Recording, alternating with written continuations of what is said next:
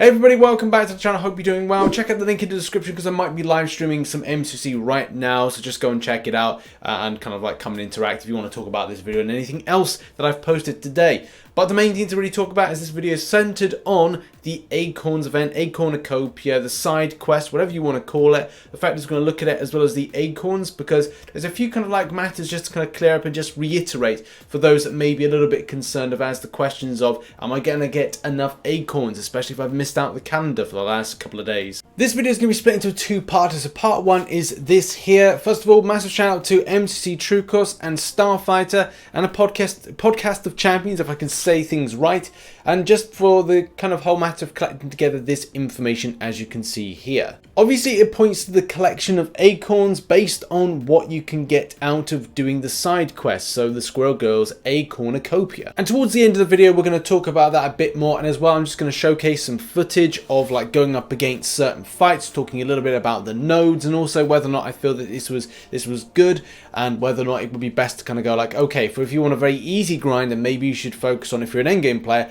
master, or even something like you know, heroic and normal for more beginner players. And again, massive shout out goes to Starfighter as well as promo in the link in the description to the podcast of champions where she works with Cam. And the fact is, this is all about the amount of acorns you can get. And the biggest concern that largely came about from this event, especially in the last 24 to 48 hours, has been the fact of if people are without having the calendar, does it mean they will suffer towards the end, especially going like, right, well, I've not been able to get enough baskets to go into the side quest, and as well any other extra acorns based on the calendar being there, they may suffer from. Now shout out to Stephen who sent this through to me, and this is all about the Acornucopia, and especially what we discussed in Marvel Contest of Champions news today, which was about the fact that people had missed out. And this goes a bit above and beyond, and I will put this into Monday's edition of the news because I know that people will probably miss out seeing this video.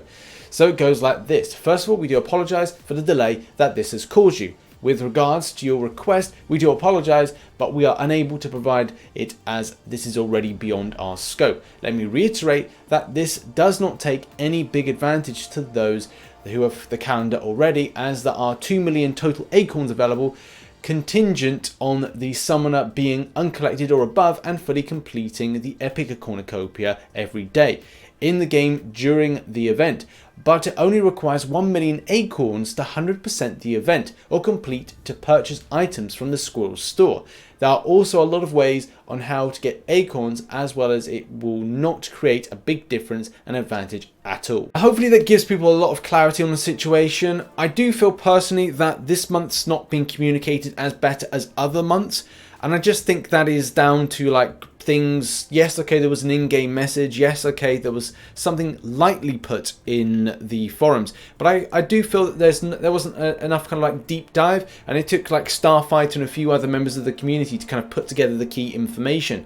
And as well, really, now this is the second or third video I've had to kind of like reiterate, and there's still people asking questions of like, well, if I do this or this, and there was a lot of stuff actually on day one, a lot of forum posts about this whole reiterating the situation and making people understand. And look, some people will get it very easily and other people won't, so that's what we have to do, a little bit of understanding within the community, and also a little bit of better communication on the subject from Kabam's perspective. Now let's go back to talking about this spreadsheet, because it is very important, because like something that I didn't kind of like mention in the last video when we discussed this is options.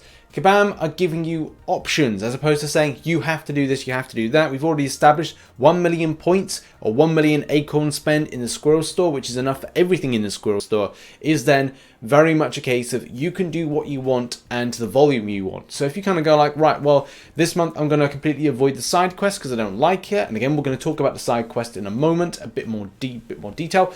But you can say to yourself, look, I'll just smash up the objectives. And actually doing all the objectives, I think just kind of puts you over 250k of those acorns. And the fact is you can then do some arena, or you could do lesser difficulty stuff as well. So it's completely up to you how you pick and choose the way you grind, but it's like quite good this month, rather than being forced to do stuff like solo events or kind of the different types of events that Kabam could bring on each and every day. Like, remember those Vanquishing Blows things with 22-hour events? Then this time is all about any extras you pick up don't mean anything. So that's good that you just do 1 million and then that's it. You don't need to do any more, and it just seems really good. And obviously, if you want to compare of just making this run as easy as possible, like check out here, like on a daily basis as well as on a monthly basis, how many acorns extra you can pick up from doing either the normal, heroic, master, or epic. Look, it's your choice how you do it. If you do epic, it's going to be getting you quickly to getting that 1 mil. But at the same time, if you've got time, if you've got patience, then the fact is you can then use it for other stuff. You can just go like, right, well, instead of me kind of grinding out this epic, and it's like maybe it's too difficult, maybe I can't get the full kind of like path completed. And the fact is, just go either as far as you can or drop down. Just do like master and just do like a fuller grind right to the very end, you know, or even kind of a case of like heroic and normal. Go against what you can do rather than just like trying to kind of push your expectations, because it's not going to make any difference. You're going to always get that acorn. Okay, now let's finish off by talking about the side event, and I will be putting up footage over the top of this in a moment. But as you can see, I still need to do like a quick grind of epic in a second. But is it worth doing? As we've seen, it's not really worth doing. I could drop down a difficulty to do master if I wanted to, right the way to the very end. But I probably will end up doing epic because I want to clear that 1 million acorns as quickly as possible, just so I can do a video and like show everyone me buying everything and stuff like that. But the main thing I want to kind of point out with this and with the event, I like it, I like the concept, but what I don't like about it is the fact that you can have very trollish champions on what will technically be somewhat trollish nodes or standard nodes, which you put a difficult champion on and it just enhances them to being more difficult or slightly unplayable, or kind of revive farming type thing where you like, I'm ending up spending a lot more revives on this event than I'd like. And maybe that's the thing that Kabam were trying to do with this, because I think they were under the impression of kind of delivering the content based on the fact that you have to go from fight to fight. So obviously they want to make it a little bit more difficult for you to obviously get the main amount of those acorns that you want in a very short space of time, considering the fact if you're doing all the other things that we've talked about in that spreadsheet. Now again, the one thing I mentioned in the previous video is time grind. Your time is very precious to you regardless of like where and what you're doing in life, whether it's work, life, kids, like cooking, whatever you have to do. The fact is like time is very important. For me personally, it took me around 19 minutes as it did for a few other people, but do bear in mind, people can go like, oh, 19 minutes, that's a long time to do that event. Well, you know, I spent a lot of time reading nodes, and that's one thing I wanted to do with the first run in there, is actually read every single node. At the same time, make sure I'm prepared with the right champion to go up against certain ones that were there. And obviously do bear in mind that then you have to understand the individual kits of each individual champion you're going up against, especially if they're going to be randomized and changed. It's important to do this properly, but maybe then it's the case of going, look, if I'm being too kind of precious to kind of read the nodes, then should I just drop down to a lower difficulty and use kind of OP champions against it? And maybe that's the thing. Again, it boils down to time allocation, how much time I want to spend on this.